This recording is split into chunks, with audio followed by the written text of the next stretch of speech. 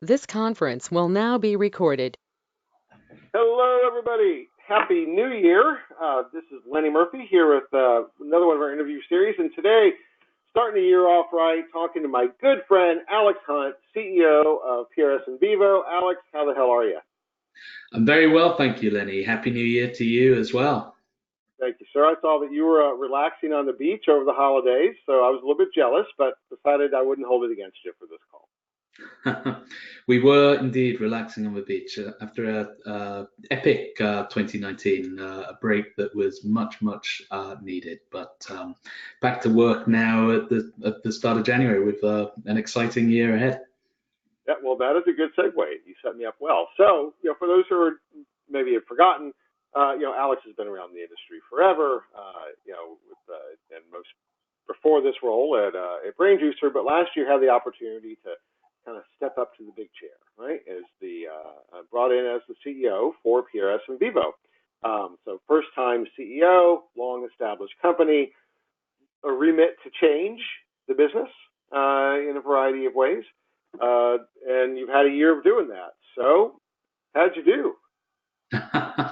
Well, I'm not sure that really I'm the best judge of that. I think our client stakeholders, our investor partners, and most importantly, actually, our tremendous staff are probably the best judges of the progress that we've made. But in my humble opinion, I do feel that it was a massive year of progress for PRS InVivo. On many fronts. The first being that we laid the organizational foundations for future growth. So we developed an incredible vision, a great strategy, and put in place the functional capability to deliver it, to the benefit of our clients. And secondly, we really made it happen, followed through on each of our key initiatives, and began bringing that vision, mission, strategy to life.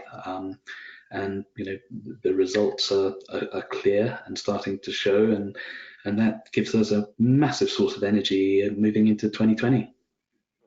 So what did you learn, Alex? I mean, obviously you earned this, right? You were ready, and but I know from personal experience, I think I'm ready for something, and then I jump into it, and it's like, oh, whoa, I didn't expect that, right? that was an unforeseen circumstance. So, talk about you for a minute. What have you learned over this year as professional, as a human, with this challenge? Oh gosh, I think that any progress that PRS InVivo has or hasn't made is absolutely not about me. I think our team are absolutely incredible, and it's frankly a privilege to work with them and many of our clients. So the one thing that I've really taken away from 2019, and as we move into 2020, is that my role, is frankly, because I'm not an expert at any single thing that we do. They perhaps let me have a little bit of input on a great many things, and it's just to support and really help get behind some of the really great people we have within the business. They're the ones that are really driving us forward, and it's the team that deserves all of the credit. So you see yourself as a leader, as the cheerleader for the organization more so than the quarterback. I think it's a little bit of both. We have such massively talented people at PRS InVivo, and really empowering them to deliver is absolutely key. I will say though, I mean, one shift in the industry in recent years is that it has adapted to new and in many ways more classical models of management. There's been an influx of capital into the business, and with that comes a higher standard of professionalism, and getting in place many of those foundations, foundations that drive successful strategy execution are key. And so I think in addition to empowering people, it's making sure that they have the right processes, the right frameworks in place in order to deliver. And I think in 2019 at PRS InVivo, we've balanced both of those things really successfully. What was your biggest surprise, Alex? What was the, something that really stands out? You thought, man, I did not see that coming. The largest surprise for me was actually in two places. The first was actually with our team again. Market researchers, at least in my experience, are not real advocates and proponents of change. Through my whole career, I sought and been an advocate for change in the market research industry, alongside lots of other leaders who are sort of rising to the key positions in the industry now, and we hadn't seen a lot. But one thing that really did surprise me was the willingness, the openness, the determination of the staff at PRS InVivo to really reinvent the company that we are and what we offer to clients. So that was the first big surprise. The second, probably less of a surprise, but immensely gratifying, has been the reaction of some of our clients. Client relationships are just so incredibly long-standing, incredibly deep, and there's so much trust from our clients in the PRS InVivo brand. It's really a daily obligation to live up to that. But a really gratifying part of the year nonetheless, putting forward a new vision and delivering on it for our clients as well. So let's talk about PRS InVivo then for a minute and kind of the year ahead. So my take, and full disclosure, I've known PRS InVivo for a long time. We did some work together last year and the year before, so kind of have a little bit of a privileged view. But a company that had built incredible amount of expertise and trust, as you said, in a very specific area around package testing, build a great business model, utilizing a kind of in-context, premise-based, solutions, and under a lot of pressure to switch to more of a digital-centric product view, as well as broaden its capabilities to address more business issues related to shopper insights and purchase and shopper engagement at the shelf, et cetera, et cetera. So, and you've done a lot of those things, right? We saw the press releases throughout the year of launching new products, leveraging AI and digital solutions. Now, a new year and new goals. What does that look like for you going ahead? What are the big things that you're excited about from that transformation of the business perspective? Yeah, I mean, I am immensely excited by continuing to execute our strategy. With the senior leadership, we developed at the tail end of last year the framework for 2020, and the good news is that there's really no change in direction. If anything, it's an acceleration of many of the things we laid the groundwork for last year. We are on a journey to move from traditional market research, traditional full-service market research, into behavioral science consulting, built for the digital era, and expanding what we offer clients to encompass the whole shopper and product experience. And that's a massive, massive switch for the organization, but we have a clear plan beneath it to deliver against each piece. That is a three-pronged approach, and all three elements are massively exciting for our staff and for our clients and for me personally in 2020.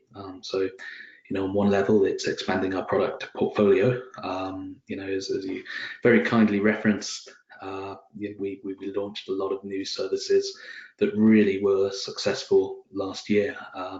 This year, our new service launches are qualitative, which is going to be launched as a new offering on January 29th. So we have that coming up, and incredibly looking forward to that.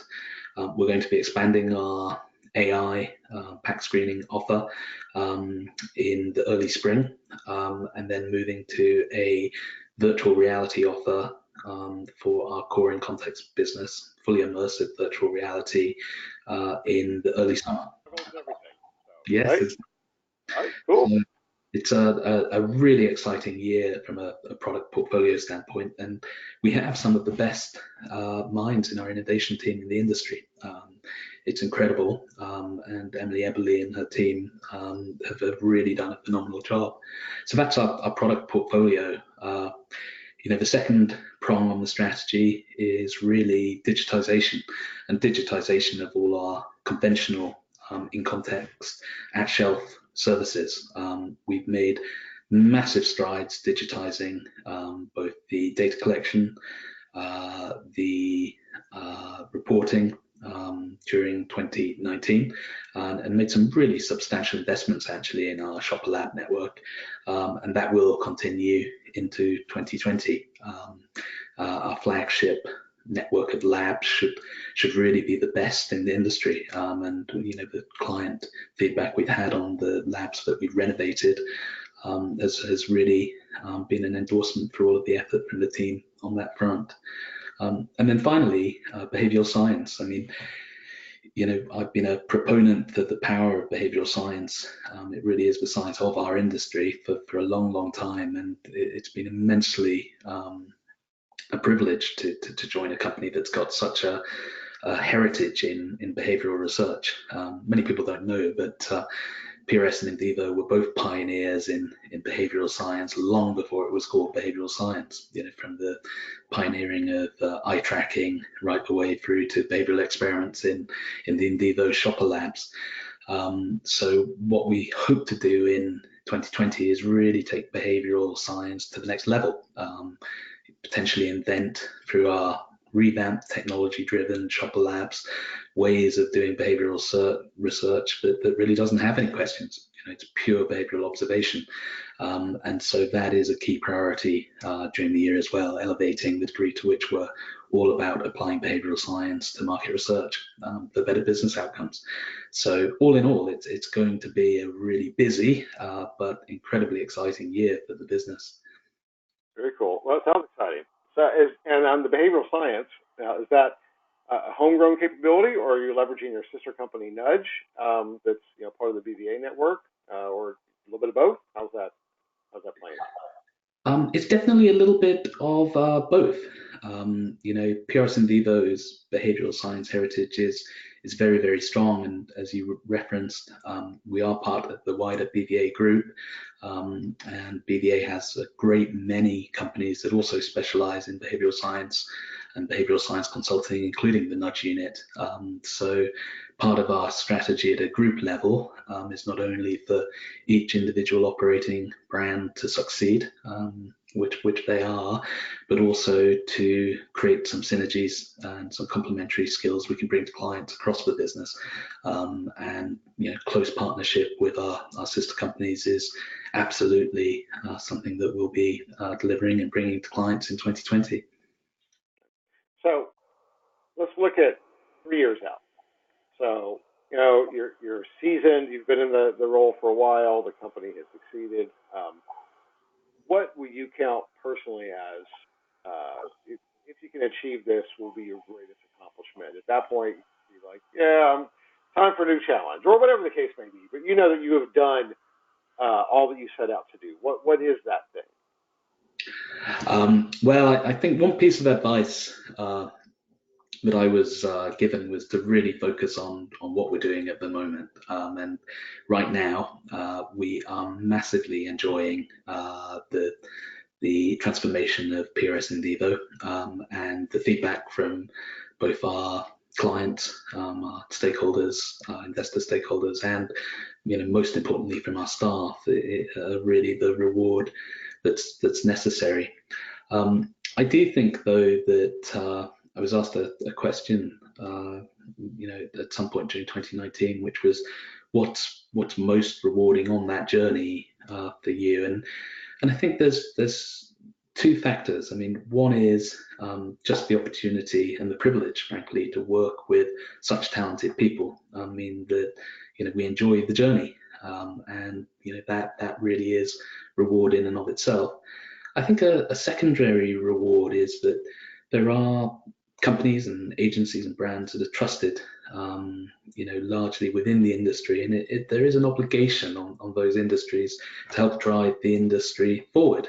And to date, historically, that hasn't always been the case. Market research hasn't transformed as quickly as other industries, and I think there is a real danger that if the pace of change and the rate of transformation in the market research field doesn't accelerate, we could be deselected as an industry. And I would like to think that PRS InVivo as an agency, and also some of our competitors, both direct and indirect, would all share that responsibility and really make a contribution to driving change in the industry forward as well.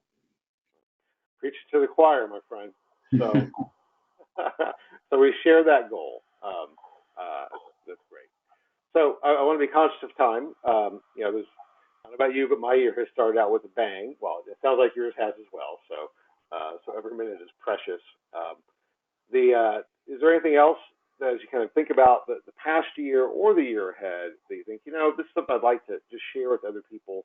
So, for the sake of expanding wisdom, sharing information. Oh, sure. Well, look, I mean, I think, there's a huge thank you and kudos to you, Lenny, and many of the folks at Green Book and those responsible for the IIEX series, to the degree that you've been huge proponents and supporters of change through the MRX industry over recent years as well. And I think that, it's incumbent on everybody in the industry to get behind and support that. I think the other sort of point that I would just make moving into 2020, and it's a point I made to our leadership team last week as we were off site, is that the disruption the industry is facing is probably here to stay, and it's probably a good thing. It's been a long time in coming. As an industry, we probably just need to get used to that and learn to thrive within it, because it's only going to be positive for the development and growth of the wider industry. So they're the two thoughts I would leave everybody with. Oh, well, thank you. The check's in the mail, buddy. So thank you. Right, post holidays, we all need a little bit of money in the bank, right? So, all right, so let's make a date to check in same time next year. I think this is it's a pretty neat opportunity to be able to engage and kind of follow along with your path as you go down this evolution for yourself in the business. So we got a date. 365 days from now, we'll do this again. In the meantime, thank you for everything. It's great to catch up, and congratulations on all the success, and wishing you plenty more this year. Great, and thank you to you as well. Thanks to everybody listening. Happy New Year. Thanks, Alex. Talk soon.